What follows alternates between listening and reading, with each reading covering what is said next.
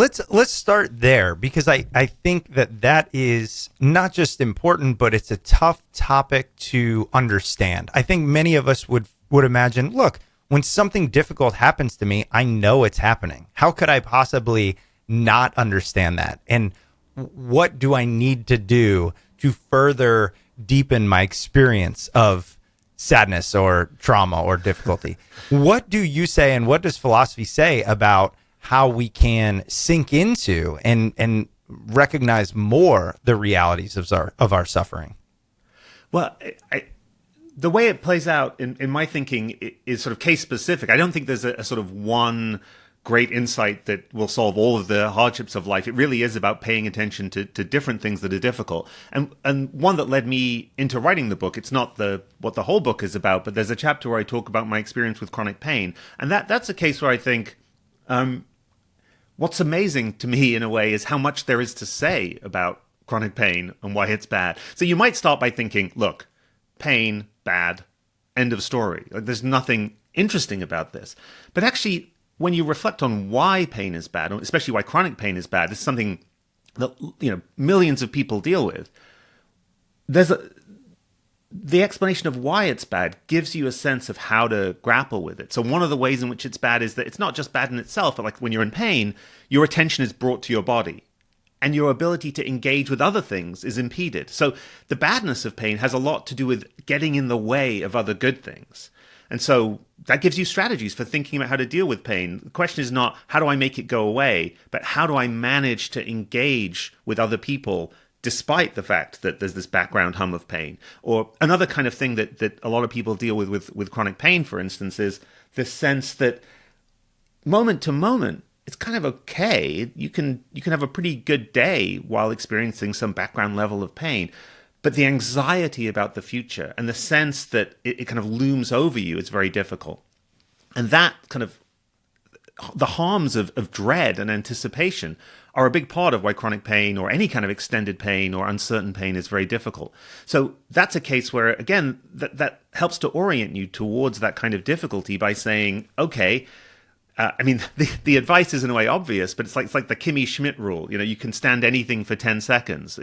Take it one day at a time. Try to parcel out your time horizons in a way that enables you to think about having a good day or a good afternoon or a good week, rather than looking further into the future. So it's a kind of a way of understanding why it's important dealing with difficulty. Pain is the kind of paradigm example. It applies to others too, to think about living in the present.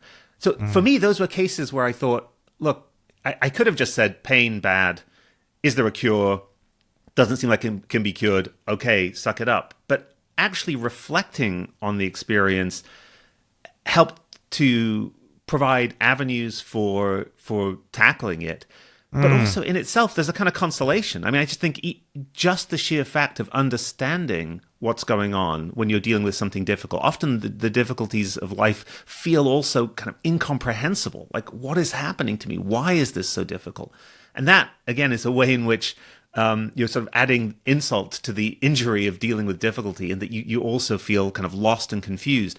And again, that's what kind of philosophical reflection comes in. So, I think it plays out differently with loneliness or grief or failure. Different descriptions are useful for different kinds of hardships. But that's a kind of case study where, for me, it's very orienting to really look closely at what's going on. Yeah, as you mentioned that, I earlier this year had back surgery, and for 6 months had, the worst pain I've ever had. And for a few of those weeks, it was literally unbearable. And I remember going through all of that and all the things you mentioned. And a big part of it was this recognition that really, without any control, right? I didn't have control over it.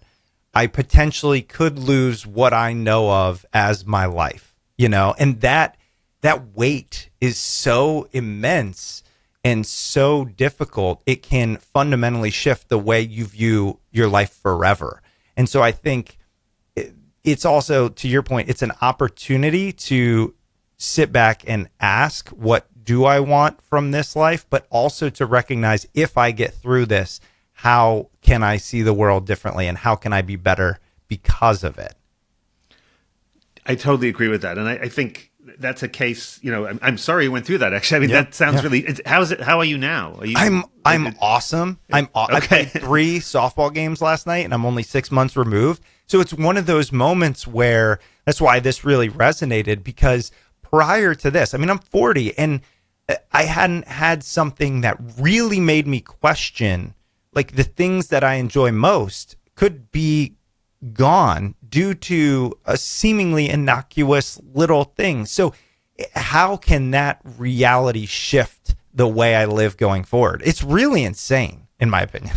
Yeah, no, I think like taking these kinds of hardships as an opportunity to reflect is really crucial. I mean, there's ways in which reflection can misfire. There's sometimes an urge to say, well, it must be for the best, or there must be a reason for everything. And sometimes, no, this just sucks and there really isn't a reason. But nevertheless, by reflecting on what you can learn from difficulty, there's the possibility of making something of it or coming to terms with it. And for instance, a kind of experience people often have dealing with things like kind of extended pain or pain where they're not sure if it's going to go away is having to figure out whether they should keep saying, hey, I'll just try the next cure, go from doctor to doctor, hoping to fix it. Or whether sometimes that kind of seeking for solutions is a mistake. And the shift to saying, no, what I'm going to do is accept that this is a background part of my life and think,